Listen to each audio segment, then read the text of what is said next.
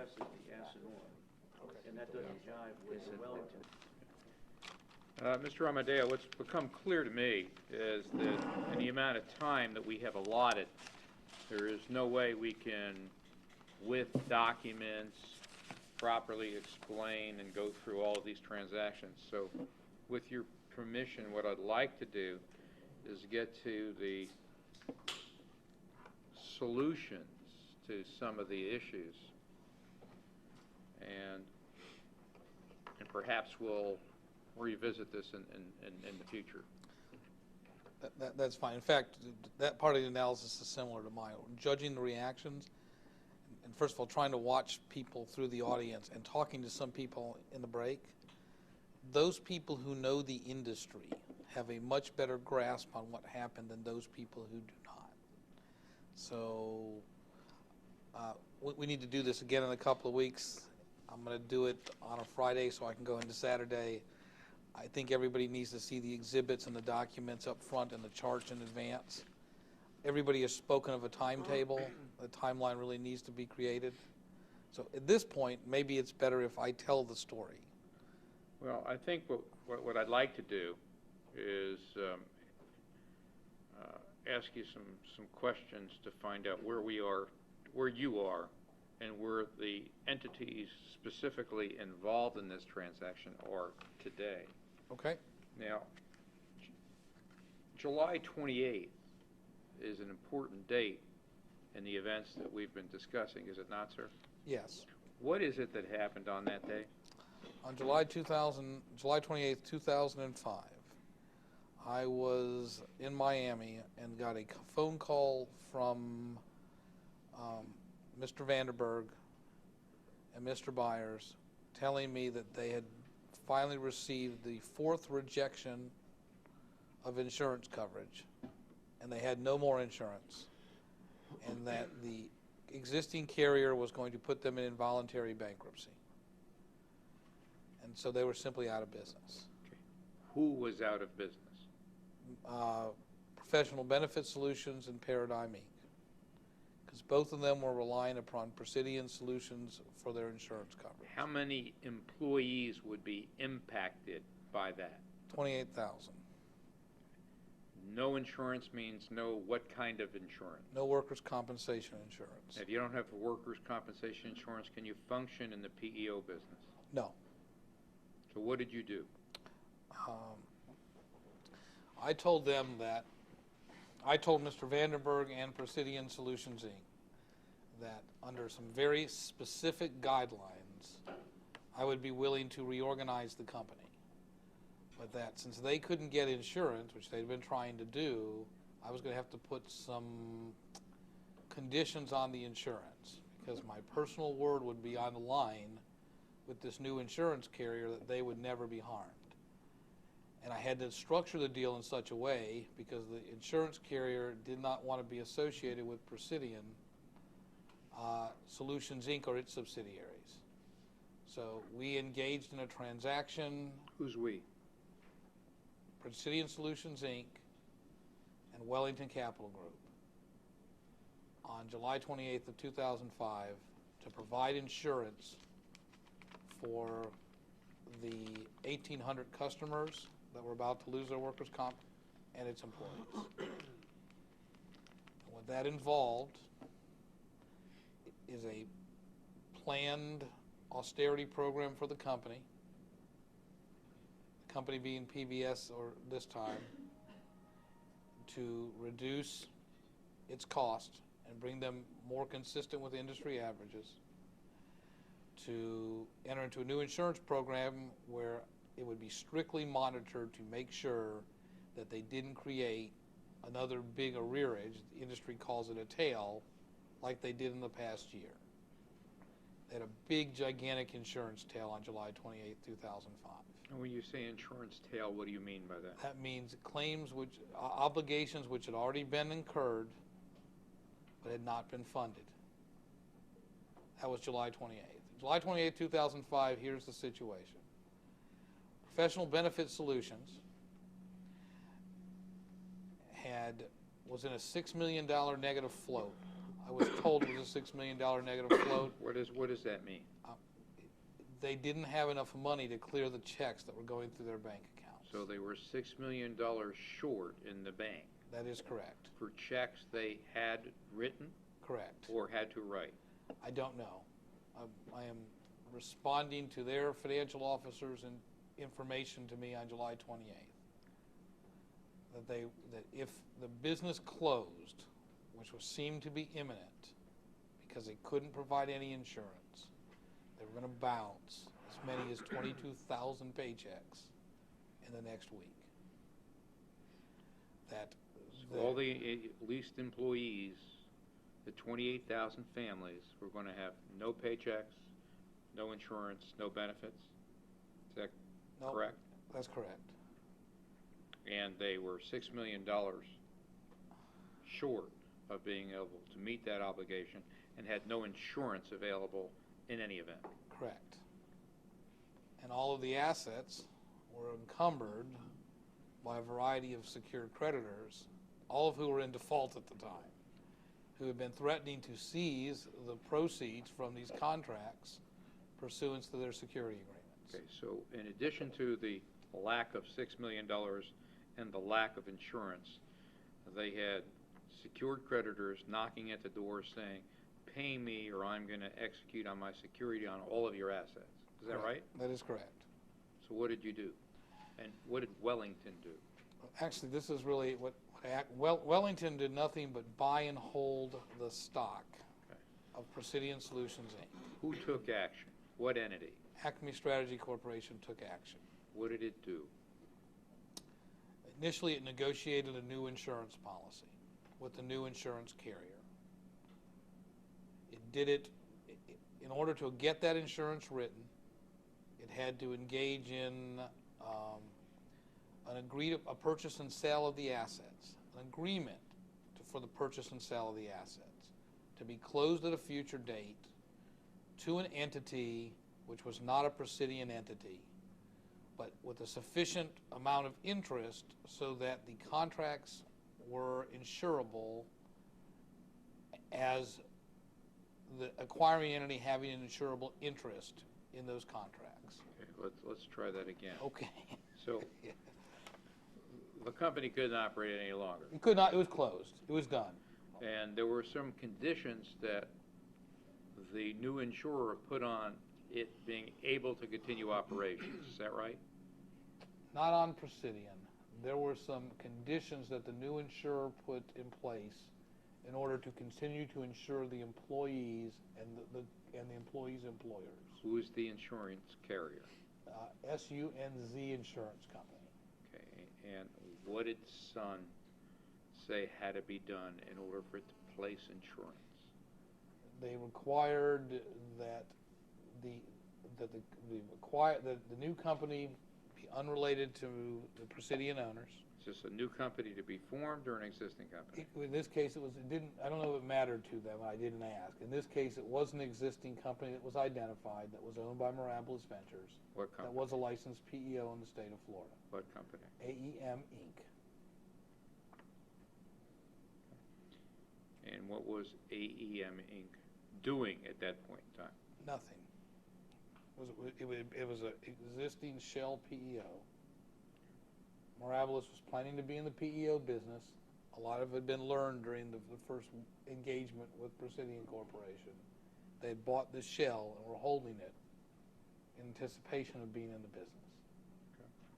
So how was the problem of the $6 million shortfall and a lack of insurance solved with Sun's and by the use of the AEM existing PEO?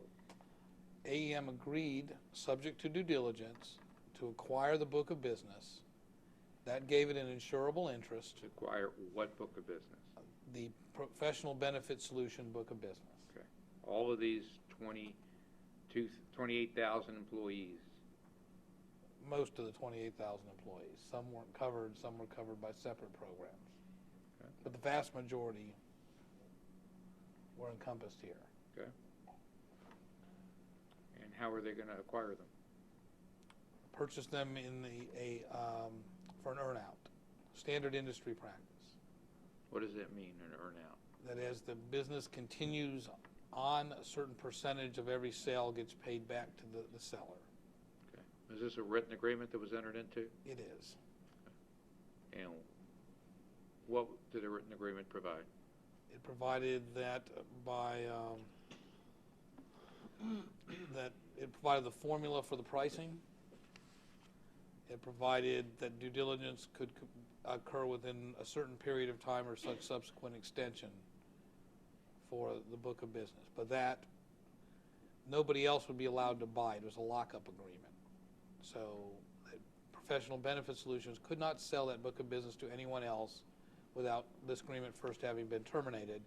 But AEM did not need to close on the contracts in the current time period because they still had to do due diligence, and they could be selective. They did not have to take the entire book of business. All right, we still have a $6 million problem, and we have an insurance problem. How do they get resolved? The insurance problem is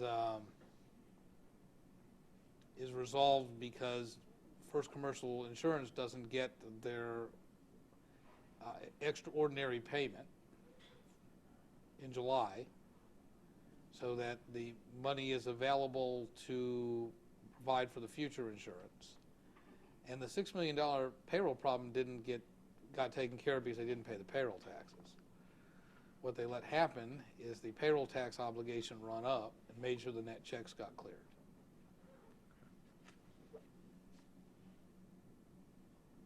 Who made the decision not to pay the payroll taxes? Craig Vandenberg. And what was this extraordinary insurance payment you're talking about that wasn't made? First Commercial demanded that the $19,800,000 in historic claims be paid in full in cash, and that an additional 18 or 24 million, depending on who calculated it, amount of cash be paid as collateral up front. And were they owed that money? Yes. I mean, there are some arguments as to what, how much, and when, but yes, they were owed that money. Okay, so who made the decision not to pay them? Mr. Vandenberg. And instead, what did he do with that money? He provided the money to collateralize the new insurance company with the new coverage with AEM, and the rest were in operating expenses at the time. So the new coverage through AEM with Sons. And he made sure that he just made sure, because I watched this event. This was a key factor in staying into this. Remember, at the time, I'd made $14 million and simply could have walked away. My contract was done. But I made sure that they covered those net checks, because I have been on the other side too many times. And right. I wasn't going to let that happen to either the small business owners or the employees. But AEM didn't own the book yet. Didn't have to. It had an insurable interest. So If you look in the industry, many times the coverage comes from a third party under some kind of master agreement. It's common practice. It's trade. You get a parent company that has an insurable interest in the subsidiaries, and it covers them. It's the way the industry has been designed. so they solved the problem. We solved the immediate problem. But on a going forward basis, you had people who had created the problem for various reasons, who were still there, and how is that going to change? Two ways. First of all, there's nobody else who could still be there, because I certainly wasn't, and I can't imagine anybody else going to sign the tax returns or sign on to the bank accounts when these guys were not able to pay the taxes and the rest of their expenses. They were two sets of costs. What I didn't know at the time, what I do know now, is that a good part of it is that earlier description I gave you.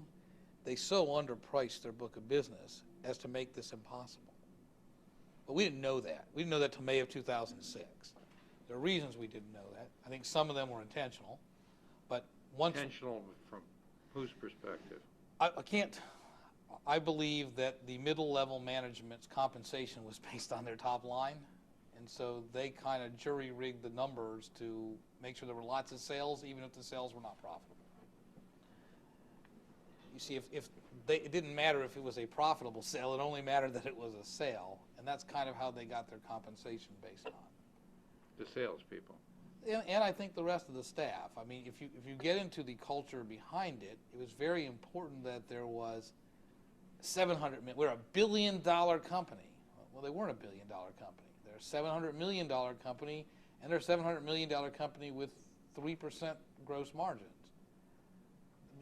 But they were a $1 billion company, and it permeates their operation. And so How do you take a $300 million deficit with a company that works on a 3% margin and make it profitable? because although it appears to be a low margin business, it's a high multiple business. Can you explain that? If you examine the companies that are publicly traded and the large platform companies, 500 million more in business that is sold, they get a large multiple of revenues. The public entities are ranging from 21 to 47. And what does that mean, a multiple? It's the value of the company versus its operating income. So if your business makes $1,000, it's worth $21,000. That's what you can sell it for. And in the industry, if you go, I mean, the average right now, I believe, is a 33 multiple for a company this size. And that's a bit more of a global industry. That's all the human resource companies. Right, but if your company's worth minus $300 million, minus 300 million times 21 is not a good number. But it's not minus $300 million. That's the important Tell me part. why. Well, you see, what happens is, when I was getting a chance to look at it, I noticed that, first of all, their costs were way too high.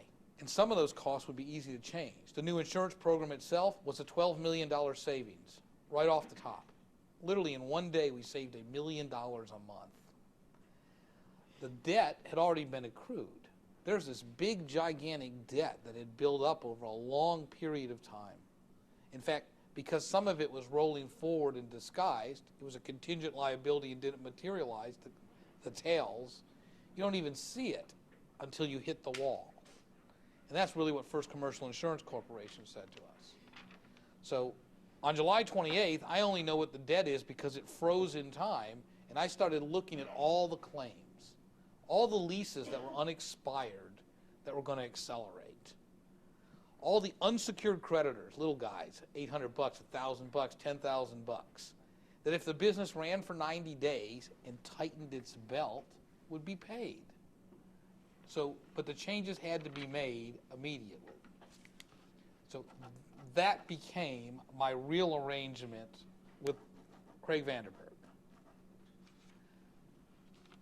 I'll stand for the insurance because you can't get it. SUNZ is not giving you coverage, period. They will cover it under this arrangement, and they will cover it under a very specific condition that I'm present and watching to make sure that you don't do to them what happened to First Commercial Insurance Company. And we're going to install an austerity program that you're going to have to live with. And the day you don't make those changes, I quit. That's easy. I just stop. So if your book is priced right, you have this much money, and this much is going to be sent every day or every couple of days to an account which I control. I will protect the insurance carrier. Who's I? I is Frank Amodeo. I will protect the insurance carrier. I will protect the secured creditors because I have to talk to all the secured creditors and get them to agree to do this. If they don't agree to do this, they own the assets, we might as well just go home because you have to enter into forbearance agreements with them, but not the kind you've been entering into for the last 3 years, paying $80,000 in additional interest for 2 weeks' time. That's where your money's gone. We're going to enter into long-term agreements, and these secured creditors are going to cooperate with us because if not, they're not really going to get paid either. And we'll take this business over a year, and we will turn it around so that there's enough money for us to get everybody paid.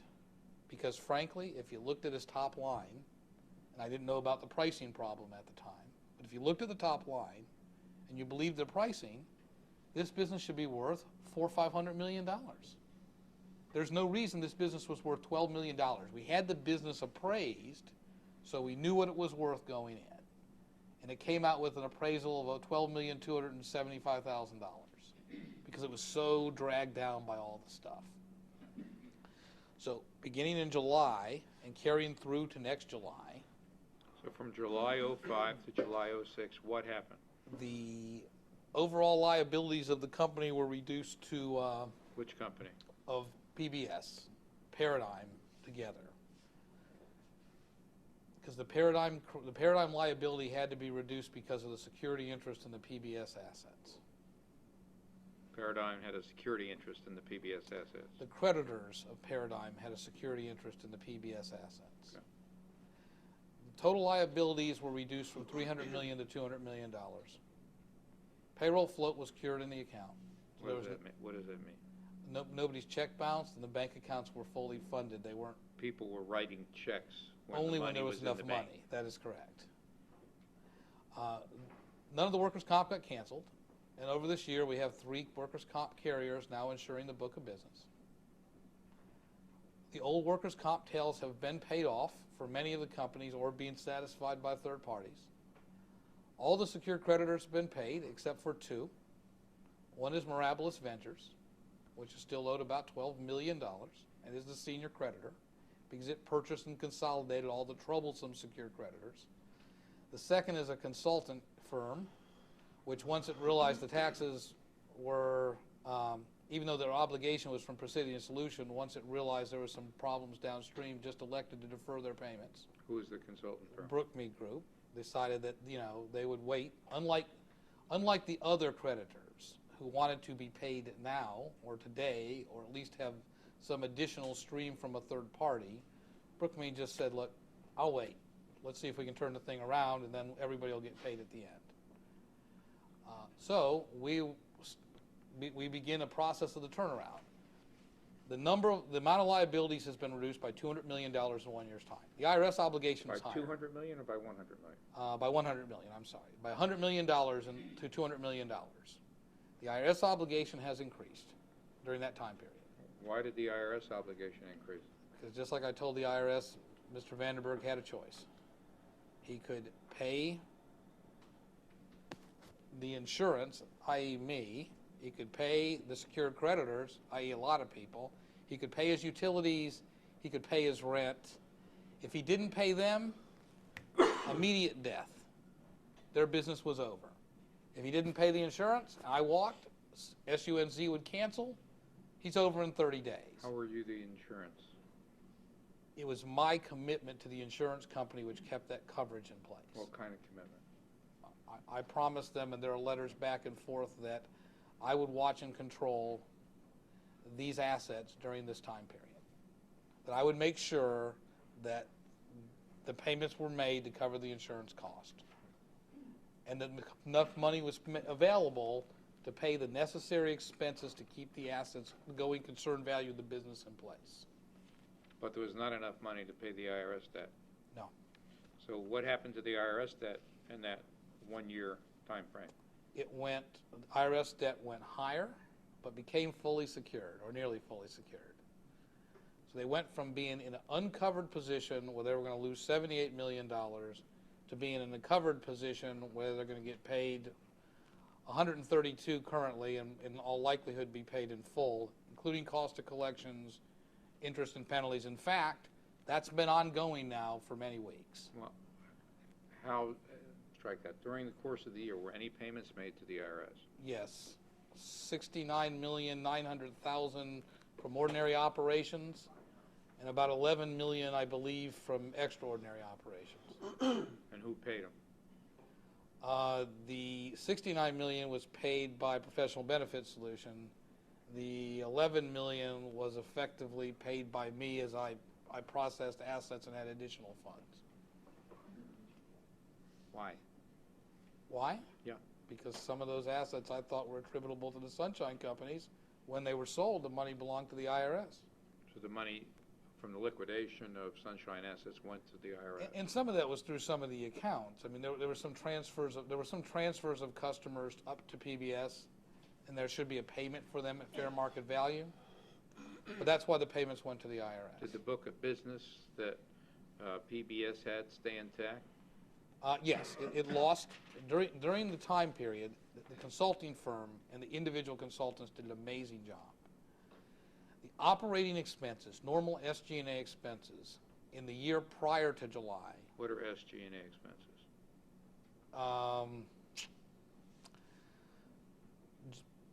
Sales and general administration cost, overhead, was $25 million on a book of business that averaged over $600 million.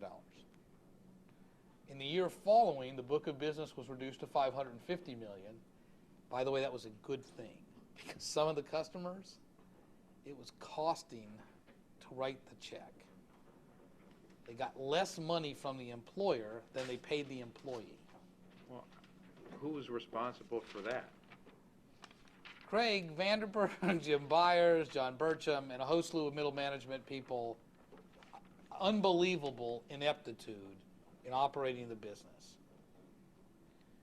Yeah.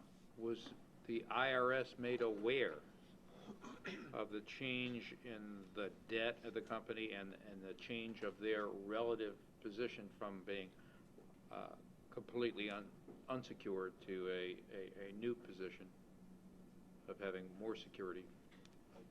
Yes, and as a precaution, I would file the tax returns directly with the collection office in Miami separately. Mr. Vanderberg filed the regular returns wherever he was supposed to. And just as a precaution, I would send them down to the collection office so they had a copy in their files. Well, has the IRS been made aware of what was going on? Yes. What were they told?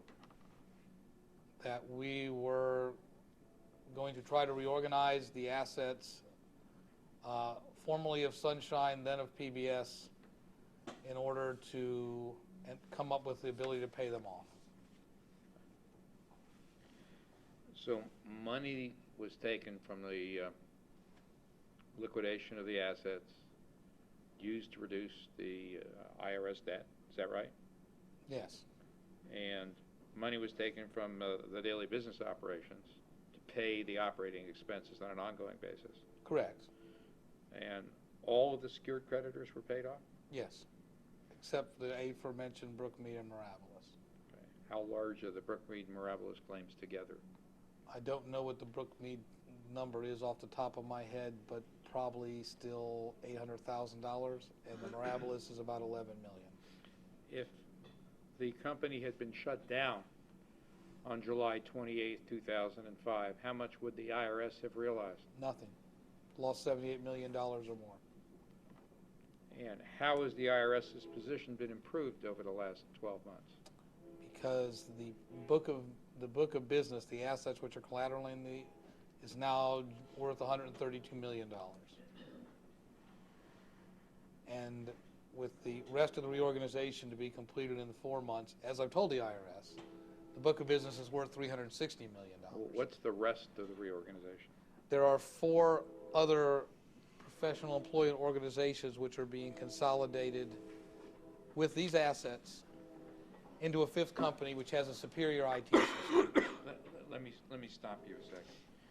You said one of the problems is that the book of business was properly priced. Correct. And that means that people and customers were paying less money than it cost to service those customers. Yes. Has that been fixed? Not completely. Let me answer that in 2 parts. Some of it's been fixed. A lot of the bad clients have been dropped. The lower cost of insurance, a variable cost, has helped considerably. Contracts that were negative before are now at least break even. And the customers are being prepared for a year-end switch where the prices will be raised back to market. But you can't just change them immediately. So it's a work in progress. We're profitable now. It makes money every month. But it's not fixed yet. Does it make money every month and pay the IRS indebtedness as it is currently accruing. Yes. So is the IRS debt, forget about interest and penalties for a moment, is the IRS being paid currently on an ongoing basis from operations and the funding of payroll? Yes. They're being paid $150,000 a week against the old debt, and they're being kept current. And how long have they been paid $150,000 a week? 2 months. So they've received towards the old debt over $1 million, while their new debt is paid current. Is that correct? Now, you said that Mirabilis, for example, a secured creditor, owed $12 million, decided not to realize on its security. Decided not to default and cease the assets. I don't think they're going to forego their claim. I understand that. Did they subordinate their position to that of the IRS? The IRS, I talked with them about this. This is part of those resolutions from their perspective that I don't want to get into, but I did tell them that the goal is to consolidate other Mirabilis entities with this book of business by January 1st. Create a $900 million a year business that has an easily ascertainable market value of $360 million. Have 1 year and then sell it. Mirabilis has tentatively agreed to defer any collection on the security interest until 2008 in anticipation that the whole company will be sold. So, but I don't have a formal agreement with them yet because we don't have a formal agreement with all the parties. It is in the works. Would it be fair to say that the IRS has waited to pursue its collection efforts against PBS in order not to lose the potential $70 or $80 million that it could collect should this reorganization be successful? Yes, I had a very forthright discussion with them about that issue. If the IRS would move to collect these obligations, the business would have gone away, and they knew it. There are a whole slew of prior cases that they've had where you just make the collateral value evaporate. So the business would have shut down? The minute they moved, it would have shut down. And these contracts that the business has are terminable on 30 days? Correct. And they could have just gone to some other PEO? It's basically up at least until our new model, just a commodity. And what would the remaining assets then be worth for the IRS to collect on? Nothing. There are the clauses of action that I mentioned before against the people who stole the money from Presidian or from the Sunshine Company, but you got to chase them. There's a claim against an Uruguay company for $27 million, and the IRS said they would help us try to track them down. But, you know, trying to collect against South American company, long time, lots of money before you see any return. Has the IRS made any collection efforts against PBS in the past year? No. They did give them a refund. Remember, they're siloed. So they refunded $67,000 to them. Okay. And how has the IRS's position been enhanced in the last 12 months? They were uncollateralized completely as of July 2005. To what extent? No collateral and a $78 million in losses on July 28th of 2005. And how much have they collected on an ongoing basis in the last year, and how much have they collected towards the old debt in the past year? I don't know about the ongoing basis because I specifically did not handle the operating accounts. I do know the aggregated sum was $69 million, but I don't know how to break it down. And I only know that because they told me. I mean, I know what their numbers are.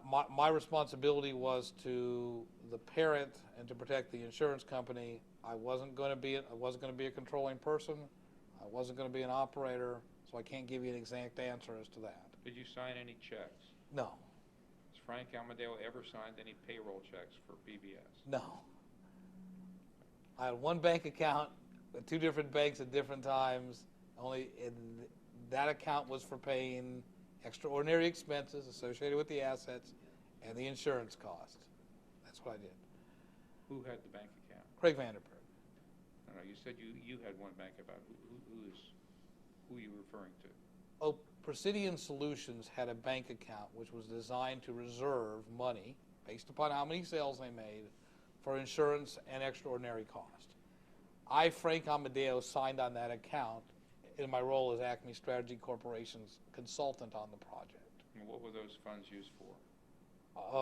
A variety of events. I paid, there was about $40 million in insurance collateral and historic costs that had to be paid. There were the agreements with the secured seller's notes. I wonderfully have a list, which is, there's been a refinancing arrangement between Mirabilis and its entities and Presidian. I believe these documents are going to be filed in the public record any day now. So anybody who wants to see it can simply go to Sunbiz and pull it down. Well, let me ask you, on the PBS payroll accounts. Correct. Did Frank Amodeo, did you, sir, ever sign a check? No. Who signed them? Craig Vanderburg did.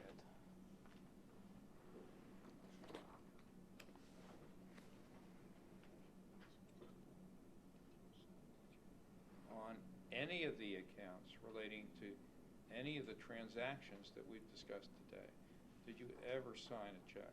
No. Who signed the checks? Craig Vanderburg did. Now, is PBS, as we sit here today, on an ongoing basis, on a forward basis, profitable? PBS has been dissolved. Okay. The assets. Is AEM, did AEM close on its deal? No. Okay. Who controls these assets now? There's a Philadelphia corporation that has bought the assets subject to appropriate state approval. Okay, well, when did, from AEM? From PBS. Okay. Actually, from Paradigm Be Inc. precise. From Paradigm Inc. Because Paradigm Inc. actually held the contracts. Did you ever direct Craig Vanderburg to sign on any payroll checks? No. Did you ever direct Craig Vanderburg on what checks to sign and what checks not to sign in any account? Yes, I did. At the Presidian Solutions account level, I guess directing may be the wrong term. I told him what he had to pay in order to meet his insurance and extraordinary reserve cost. You gave him numbers that he had to meet. I didn't actually give him the numbers. He would call me up and say he had all these obligations, and I would say, okay, and this much is owed to me. For insurance and extraordinary expenses. There was a time when I told Craig to pay his utility bills before the power got turned off.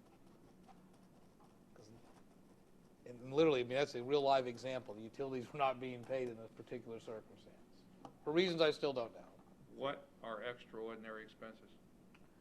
The secured creditors. Expenses not related directly to operations. Creditors holding security, which creditors? Hendricks, Gaines, Sandlin, Mirabilis, Comerica Bank, First Commercial Insurance Corporation, Lumbermen's Underwriters Associate, National Health Partners and Neighborly Health Partners in Miami, Providence Insurance, those kind of expenses. A lot of them were creditors because they had pre-existing debt. Whether they're secured or not was a matter of argument, but it really was irrelevancy. If they weren't paid and they went to market, they were going to destroy the book of business. So they had to be paid. So the only expenses paid were to preserve the book of business? Yes. Okay. Now, who currently owns this book of business? BCA Corporation out of Philadelphia.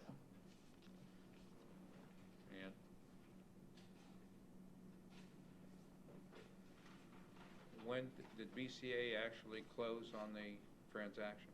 Subject to approval from the state authority, but they are operating the book of business currently.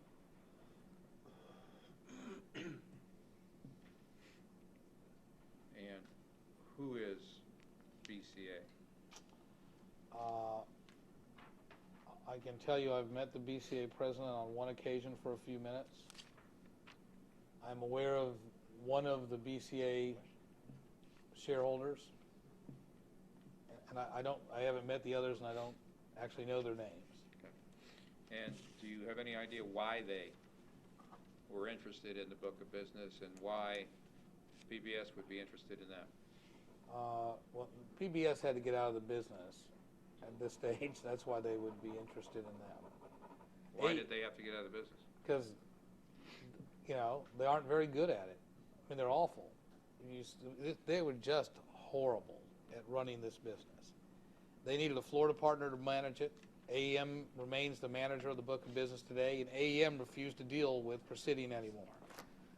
They lied to them. They had a host-second accounting system, which was distorting the real price of the book. And frankly, the AEM people simply drew the line and said, we're done. Who had a separate accounting system? PBS. You're suggesting that those people in control of PBS distorted the information that was coming out of PBS? Yes. Not suggesting. We know they did. Guess what? A part of that is interesting, and I've done this analysis particularly after my meeting with the IRS. We now believe that the tax returns overstate the payroll by on average $13,000 a day. We've done variance analysis to show that they're reporting, the way the two systems work together, you over-report the wages. Are you suggesting two sets of books or two different systems? I'm talking about two different systems. They spent $7 million a year on IT for 2 years. They have two different systems where when we ran reports, same query 3 times in a day came up with 3 different answers. The AEM people said, we're gone, out of here, because there's no way we can manage this business with this kind of system in place. I mean, it'd be past being corrupt. It's stupid. It's just not possible to run it. And I don't know enough about IT to get into the technicalities, but I will tell you, the guys that do can't stand it. PBS had to be out of the business.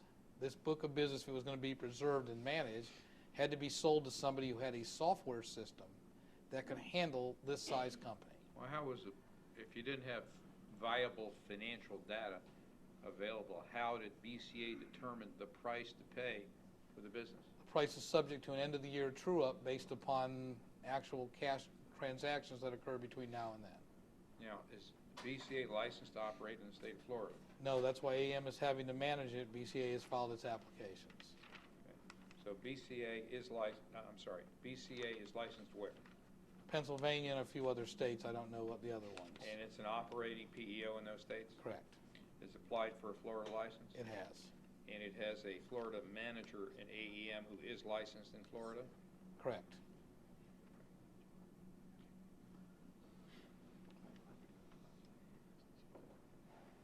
Now, BCA operates from where? Philadelphia. Okay. And they have a manager operating in Florida? Yes. And the manager in Florida is managing the Florida Correct. PEO business? That is right. It's a licensed Florida PEO. It's processing it under its EIN number so that it is in compliance here in the state of Florida. So BCA right now is not doing business in Florida? No, it is not.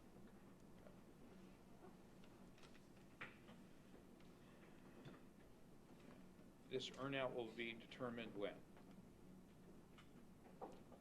There's 2 true-up dates. The first one is December of this year, and the second one is December of next year. And what did BCA have to offer that was attractive? They had a software system which cut the cost of processing a check by about 70 cents, by 70% a check, and it was already in place. To reproduce the software system from scratch would cost millions of dollars, and more importantly, the PBS book has already gone through these changes for 2 or 3 years. I mean, because we don't have time, I can't go into the software story. It is a horrendous story of waste and mismanagement. And $14 million thrown down a black hole in software expenditures over a 2-year period of time. If BCA became licensed in Florida, would it have the capacity to process the Florida business? Yes. In fact, the program that's in place right now, a memorandum of understanding needs to be finalized in next week, is that BCA will consolidate with 5 or 6 Mirabilis PEOs. AEM will keep the Florida portion of the book of business, and they will operate as one entity. And this was a particularly interesting part to the IRS. Instead of trying to segregate the operations, which could have been done legally, you can draw boxes around it. The PBS operation? Yes. Mirabilis agreed that it would consolidate all of the assets into one place, and they would all be subject to the security interest of the IRS, so that their collateral position would go from its current position to being fully secured. And the discussions have even occurred to borrowing a smaller sum of money to pay off a cash payment at a lesser number once the consolidation has occurred. But under all circumstances, all $900 million of very profitable business now secures repayment of the debt. And the debt is being reduced at about $150,000 a week, plus extraordinary payments. And has any money been paid to the IRS after this? $150,000 a week. Transaction? Who's paying them the $150,000? BCA is paying them directly, part of that good faith thing. BCA is sending it down, the IRS is applying it to trust fund taxes only currently, and they collect it directly. What is the upside in this transaction for BCA? BCA as a $70 million PEO is marginally profitable. Owners make a good living. Take $70 million and drop it on top of $550 million, and you start making a significant portion. The incremental profit from each dollar of business begins to approach 5% of revenues. And with the multiples that we were talking about, that means for every dollar of business, you get a dollar of value. That's where you are when you hit $1 billion in business.